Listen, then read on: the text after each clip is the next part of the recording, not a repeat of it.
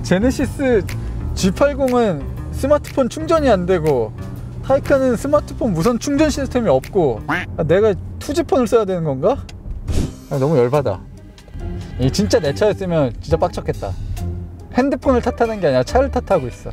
핸드폰이 잘못된 건데. 이게 바로 브랜드의 힘인 거죠. 제네시스는 아직 이런 힘이 없기 때문에 프리미엄으로 인정. 열선 스티어링 휠 괜찮습니다. 뭐가 괜찮아? 그냥 한번 심심해서 붙여봤어요.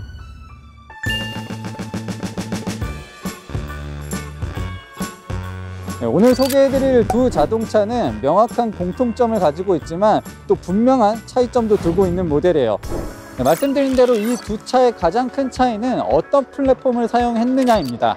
G80 전기차는 G80의 플랫폼을 그대로 사용했고, 타이칸은 파나메라나 카이엔의 플랫폼을 사용하지 않았어요. 완벽하게 전기차 전용으로 제작된 플랫폼을 통해서 만들어졌습니다. G80 전기차 같은 경우는 일반적인 G80과 크게 디자인 차이가 없습니다. 전장이 조금 늘어났고 높이가 살짝 높아진 것 뿐이에요.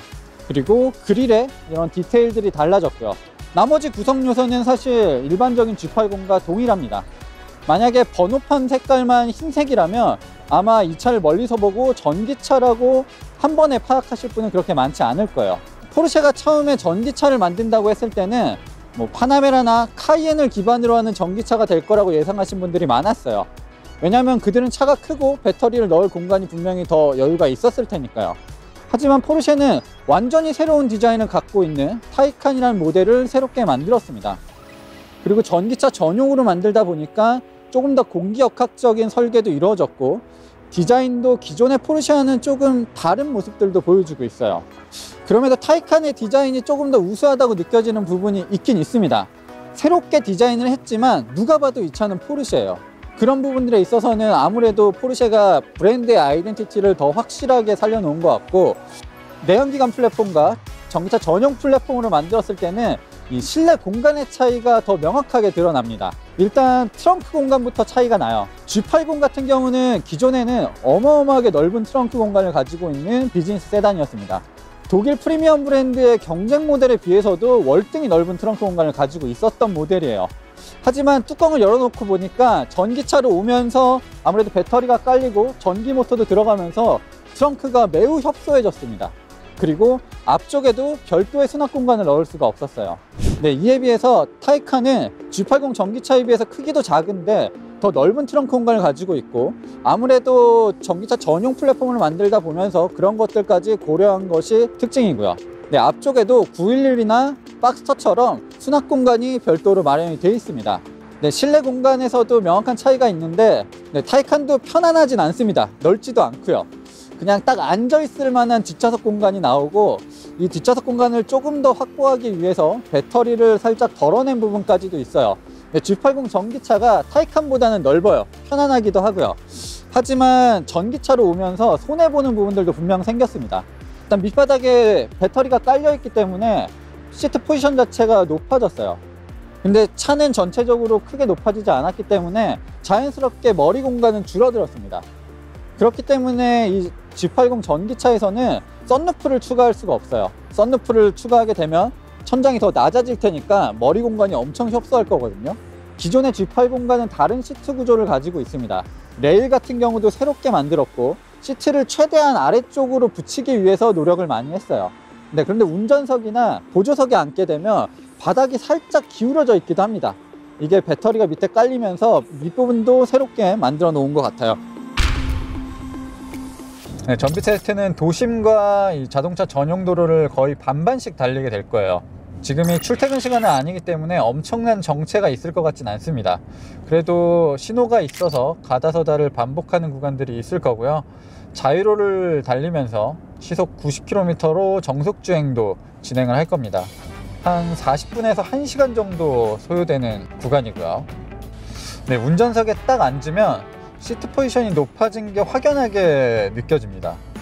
이 앞쪽에 살짝 머리가 닿을 수도 있을 것 같고, 제가 시트를 가장 낮춰 놓은 상태인데도 그렇게 여유롭진 않습니다. 제가 심지어 지금 시트 포지션을 가장 낮춰놓은 상태거든요. 그럼에도 머리 공간이 이렇게 여유롭다고 느껴지진 않습니다. 이 G80 전기차도 이 기존의 패들 시프트를 이용해서 에너지 회생 제동 시스템을 설정할 수가 있습니다. 강도를 설정할 수가 있는데 원페달 주행까지도 가능해요. I 페달이라고 뜨죠. 그냥 브레이크 페달을 밟지 않아도 이런 저속에서는 가속 페달에서 발을 떼는 것만으로도 거의 정차에 가깝게 차를 세울 수가 있습니다. 굉장히 강하게 걸리죠.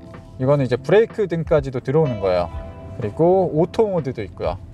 제가 말씀드렸지만 현대차 그룹의 이 에너지 회생 제동 시스템은 아직 갈 길이 멀다는 거. 그리고 에너지 회생 제동 시스템을 작동시켰을 때 이게 몇 단계인지 이 표현이 다소 추상적이에요. 그냥 딱 글자로 나오면 좋을 것 같은데 이 회생 제동 시스템 그래프가 따로 있거든요. 그쪽에 이제 단계적으로 표현을 해줍니다. 네, G80 전기차 기대했던 것만큼 일단 좋은 부분들이 있습니다. 사실 가솔린 G80 같은 경우도 승차감이나 발진 감각들이 꽤 부드럽고 주행 성능도 우수한 편이거든요. 그러니까 그런 것들을 고스란히 물려받은 것들 외에 전기차가 주는 이점들이 있잖아요. 낮은 무게중심, 고른 무게 배분. 이 차는 무게가 훨씬 더 무거워졌고 2300kg 정도 되거든요. 네, 그러다 보면 서스펜션의 일부 부품도 달라지고 뭐 부싱 이런 것들은 당연히 바꿔야 되는 부분이고요. 네, 그런 것들도 감안을 잘해서 설계를 해놓은 것 같아요. 그리고 무엇보다 조용해요. 너무 조용합니다. G80도 조용한데 G80 전기차는 그거에 비해서 훨씬 더 조용한 느낌이 들어요. 여기 보이시죠? 이런 거. 이 로드 노이즈를 없애주기 위해서 여기서 소리를 받아서 반대 위상에 소리를 다시 쏴주는 거죠. 액티브 노이즈 캔슬링. 근데 이 기술이 자동차에 도입된 지 꽤 오래 전이거든요. 예전에 막 닛산 자동차들도 이런 거 있고 그랬는데 그 당시에는 이런 마이크들이 이렇게 많지가 않았어요. 근데 지금은 다른 제네시스에 비해서도 월등히 늘어난 것 같기도 하고요. 이 내연기관 G80에서 느낄 수 없었던 그런 움직임도 있거든요. 일단 전기차기 때문에 차체 밑바닥에 무거운 배터리가 깔려 있고, 그리고 아마 좌우 대칭이 거의 완벽할 거예요. 그렇기 때문에 좌우로 쏠리는 현상은 그렇게 크지가 않습니다. 급격하게 방향 전환을 하거나 코너를 돌아 나갈 때도 상당히 안정적이에요. 바닥에 정말 딱 붙어 있습니다. 좌우 롤은 크지 않은데 이 앞뒤로 바운스가 꽤 큰 편이에요. 특히 방지턱을 넘을 때는 내연기관에서 느끼지 못했던 그런 요동치는 느낌이 들어요. 흔들림이 꽤 큰 편이거든요. 차체 가운데 부분이 무거워진 건 맞습니다. 근데 엔진을 덜어냈으니까 이 앞쪽 부분은 아무리 전기 그런 부품이 들어간다 하더라도 훨씬 더 가벼워졌을 것 같거든요. 그런 데서 오는 차이가 분명히 어느 정도는 느껴지는 것 같습니다. 그리고 차가 좋고 나쁜 걸 떠나서 충전이 안 된다? 이거 너무 열받아. 제가 그 아이폰 13을 새로 샀거든요. 근데 아이폰 13 보면 카메라 이렇게 툭 튀어나왔잖아요. 그래서 이 무선 패드에 딱 안 닿나 봐. 어느 정도 뜨는 것 같아요. 떠가지고 충전이 안 돼요, 이게. 너무 열받아. 이걸 반대로 넣어도 충전이 안 될 거 아니야. 이게 막 어떻게 만지다 보면 충전됨이라고 표시가 되기도 하는데 충전이 안 돼. 이거 막 뒤집어 놔도 안 되고, 아이폰 맥스나 갤럭시 큰 거 쓰시는 분들은 이 안에서 되게 불편할 것 같아. 이 진짜 내 차였으면 진짜 빡쳤겠다. 핸드폰을 탓하는 게 아니라 차를 탓하고 있어. 핸드폰이 잘못된 건데. 이게 바로 브랜드의 힘인 거죠. 제네시스는 아직 이런 힘이 없기 때문에 프리미엄으로 인정을 못. 지금 도심 구간을 달리고 있습니다.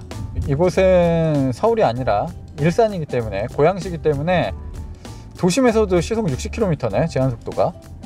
좋다. 이렇게 신호가 정차했을 때는 에너지 회생 제동 시스템을 최대한 활용하면서, 급하게 갈 필요 없잖아요. 어차피 앞에 막혀 있는데. 그럴 때는 회생 제동 시스템을 사용해서 에너지를 다시 회수하는 게 좋습니다. 일단 도심 구간을 인증받은 전비보다 더 잘 나온다면 굉장히 선방한 거라고 봅니다. 제 예상은 kWh당 5.5km 정도는 전비가 나올 것 같아요. 그리고 오늘 날씨가 춥잖아요. 오늘 첫눈 왔다고요, 서울에. 그리고 외부 기온은 지금 8도로 표시되고 있는데 오늘 바람도 정말 많이 불고 체감 온도가 매우 춥습니다. 근데도 전비가 잘 나오고 있어요. 이 차는 솔라루프도 들어가 있습니다. 예전에 이 소나타 하이브리드에 처음 적용됐었던 솔라루프가 들어가 있어요. 네, 기억하시겠지만 그 솔라루프가 정말 쥐똥만한 하이브리드 모델의 배터리도 제대로 채워주지 못했거든요. 과연 이 전기차에서 얼마나 효용가치가 있을지는 모르겠습니다. 이게 있으면 분명히 몇 킬로라도 더 가긴 할 거거든요. 근데 저게 있음으로 해서 차의 무게중심도 조금 더 높아질 거고, 근데 루프가 무거워졌으니까 주행 성능도 조금 별로라고 느껴질 수도 있고, 그리고 무게도 더 높아진 거고, 가격도 한 140만원 정도 하거든요. 없는 게 더 나을 것 같은데요. 이 단순 계산으로만 해도 이 정도는 없는 게 더 낫지 않을까라는 생각이 듭니다. 이게 우리나라는 사계절이 있고 흐린 날도 많고 비도 많이 오니까 솔라루프가 제대로 역할을 발휘 못할 거예요. 네, 제네시스가 우리나라 다음으로 많이 팔리는 미국만 생각해 보면 캘리포니아 같은 곳은 사시사철 언제나 태양이 쨍쨍한 곳이고 광량도 풍부하단 말이에요. 그래서 그런 곳에서는 이 솔라루프가 우리나라보다는 훨씬 더 효용가치가 있지 않을까, 뭐 그런 생각도 듭니다. 윈터 모드도 있습니다. 윈터 모드는 겨울철 낮은 기온으로부터 배터리를 보호함으로써 주행 성능과 급속 충전 성능이 유지되도록 해줍니다. 단 윈터 모드 설정 시 배터리가 더 많이 소모되어 주행거리가 짧아질 수 있습니다. 배터리를 한마디로 데워준다는 얘기인 것 같아요. 배터리도 뭐 25도에서 35도씩 일상 기온에서 가장 충전이 잘 되고 효율이 좋다라고 이제 알려져 있잖아요. 그 온도까지 미리미리 맞춰주는 그런 시스템인 것 같아요. 더 살펴보면 이 유틸리티 모드, 캠핑에서 장시간 쓸 때 사용하는 모드들도 있고, 스마트 회생 시스템, 좋다 이거. 경로를 지정하면 내비게이션과 연동해서 에너지 회생 제동 시스템을 자동으로 해주는 거예요. 그냥 무작정 자동이 아니라 차가 막히면 천천히 에너지 회생 제동 시스템을 더 많이 자주 걸어주고, 방지턱 앞에서도 차를 에너지 회생 제동 시스템으로 속도를 낮춰서 부드럽게 넘게 해주고, 뭐 그런 얘기겠죠. 어쨌든 저희는 경로를 안 찍었기 때문에. 네, 이런 기능들도 숨겨져 있습니다. 네, 이제 도심 구간을 빠져나와서 자동차 전용 도로로 들어갈 겁니다. 도심 구간에서 전비가 꽤 좋아졌어요. 킬로와트당 4.8km까지도 나왔었거든요. 네, 인증받은 전비가 4.3이기 때문에 일단 그것보다는 잘 나왔습니다. 자동차 전용 도로에서 꾸준하게 정속 주행을 하게 된다면 5.5 정도 나올 것 같아요, 정말. 자, 그리고 에너지 정보, 에너지를 어디다 사용했는지 살펴보면 공조 시스템, 구동계, 그리고 전자장치 이런 식으로 사용을 했네요. 공조 시스템에 의외로 많은 에너지를 써요. 저는 지금 1단으로 놓고 달리고 있거든요. 공조 시스템을 어떤 식으로 조작하냐에 따라서 좀 달라지는 부분이 많이 있습니다. 보시면 배터리가 73% 남았잖아요. 근데 326km 갈 수 있고, 공조 시스템을 끄면 349km를 갈 수 있다고 합니다. 약 20km 정도가 증가가 되는 거예요. 그러니까 전기차 타다가 진짜 위급할 때, 진짜 여름에는 에어컨도 끄시고 겨울에는 히터도 끄고 달려야 돼요. 목적지에 거의 도착해 가는데 총 40km 정도, 39.7km 달렸고, 시간은 1시간 1분, 1시간 걸렸어요. 전비는 아쉽게 목표치는 달성 못했습니다. 킬로와트아워당 5.4km 나왔어요. 하지만 이 인증받은 전비가 4.3km이기 때문에 그거보다는 훨씬 더 잘 나왔다고 생각됩니다. 네, G80 같은 경우는 앞뒤 전기 모터가 이제 동일한 출력을 내는데 반해서 타이칸은 뒤에 전기 모터가 훨씬 더 큰 힘을 내요. 앞에 있는 전기 모터는 작은 편이라서 효율적인 주행, 연비 주행을 할 때 이 앞에 전기 모터만 사용하면 훨씬 더 좋습니다. 타이칸한테는 불리하지만 노멀 모드로 달려볼게요. 며칠 전에 GV60 타고 이 가상 사운드 시스템 굉장히 제가 좋다고 리뷰에서도 말씀드렸는데 확실히 원조가 다르긴 하네요. 타이칸의 소리가 훨씬 더 멋있게 느껴집니다. 제네시스 G80은 스마트폰 충전이 안 되고, 타이칸은 스마트폰 무선 충전 시스템이 없고, 내가 투지폰을 써야 되는 건가? 자, G80 전기차는 인증받은 전비가 4.3이었거든요. 타이칸 터보 S는 kWh당 2.8km를 갈 수 있다고 합니다. 굉장히 짜죠. 그러니까 포르쉐가 만들어내는 스포츠카처럼 이 차도 전비가 정말 안 좋은 차인 거예요. 2.8, 지금 딱 2.8. 배터리 용량은 타이칸 터보 S가 G80에 비해서 조금 더 많습니다. G80이 87 정도, 타이칸이 90이 조금 넘는 정도인데 주행거리는 제네시스가 더 길단 말이에요. 아무래도 고출력을 내기 때문에 연료 탱크가 동일하다고 해도 이 내연기관도 스포츠카가 좀 덜 가잖아요. 그런 거와 동일하게 타이칸이 주행거리가 짧아요. 우리나라에서 타이칸을 가장 먼저 탄 사람 중에 한 명인데 제가 터보 S 새삼 차가 좋네요. 물론 G80 전기차에 비해서 가격 3배, 출력 2배 그렇긴 한데 당연히 좋아야겠지만 오랜만에 타니까 확실히 좋은 게 더 느껴지는 것 같고, 그리고 이 G80 전기차는 딱 운전석에 탔을 때부터 어색한 느낌들이 있거든요.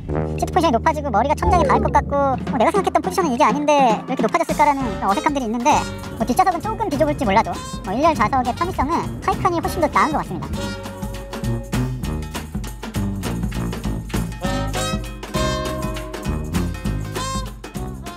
근데 어차피 제가 계속 말씀드렸지만 두 차는 공통점이 있을 뿐이지 뭐 동일선상으로 비교할 수 있는 모델은 아니에요. 그냥 뭐 심심해서 붙여봤어요. 근데 포르쉐 같은 경우는 이 타이칸을 만들 때 정말 노력을 많이 했습니다. 그래서 기존에 있었던 엔지니어 뿐만 아니라 다양한 전문가들을 새롭게 스카웃을 해서 팀을 꾸리고 이 새로운 시대의 새로운 자동차를 만들기 위한 준비를 굉장히 오랫동안 했어요. 그럼 보이지 않는 노력이 분명히 있었기 때문에 포르쉐가 처음 만들어낸 전기차지만 완성도가 굉장히 높은 겁니다. 어쩔 수가 없어요. 열선 스티어링 휠 괜찮습니다. 뭐가 괜찮아? 재밌는 친구네. 목적지까지 다 와갑니다.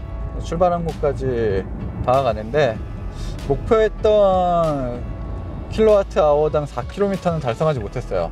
오늘 전기차 2대 모두 목표치를 달성하지 못했네. 그러고 보니까. 자, 타이칸 터보 S는 이 전비가 좋을 수 있는 구성이 하나도 없어요. 전기모터 출력도 높고, 특히 타이어 같은 경우도 그냥 고성능 타이어가 끼워져 있고 평평비도 어마어마하죠. 연비가 좋을래야 좋을 수가 없는 자동차인데 인증받은 복합 전비보다는 훨씬 잘 나왔습니다. 아까 G80 전기차에 비해서 교통 상황이 다소 막혀서 시간이 조금 걸렸지만 거의 비슷하게 기록을 했습니다. 자, 이렇게 두 모델을 비교해 봤습니다. 비교가 안 될 것 같았지만 뭐 비교가 되는 부분도 있었고 재밌는 부분도 있었습니다. 타이칸은 역시 타이칸이다, 포르쉐다. 뭔가 이 전기차 특유의 느낌도 있지만 포르쉐가 보여줄 수 있는 그런 분위기, 감각들이 많이 담겨져 있어서 매력적이라고 느껴졌고, G80 전기차 기대했던 것보다 훨씬 더 완성도가 높습니다. 지금은 이 전용 플랫폼을 많이 강조하고 있지만 굳이 전용 플랫폼이 아니더라도 훌륭한 전기차를 만들 수 있다는 것을 보여준 것 같아요. 물론 가격이 굉장히 비싸요. 1억 원이 넘어갑니다. 굉장히 비싼 모델이에요. 시작가로만 따지면 뭐 제네시스 중에서 거의 가장 비싼 모델입니다. 네, 그럼에도 전동화 플랫폼을 통해서 친환경을 이룩했다는 부분을 조금 눈여겨볼 필요는 있을 것 같고요. 이 현대차 그룹이 강조하는 여러 가지 기술까지도 포함하고 있기 때문에 앞으로 제네시스, 현대, 기아에서 이 내연기관 플랫폼을 가지고 만드는 다양한 전기차도 나올 수 있을 것 같습니다.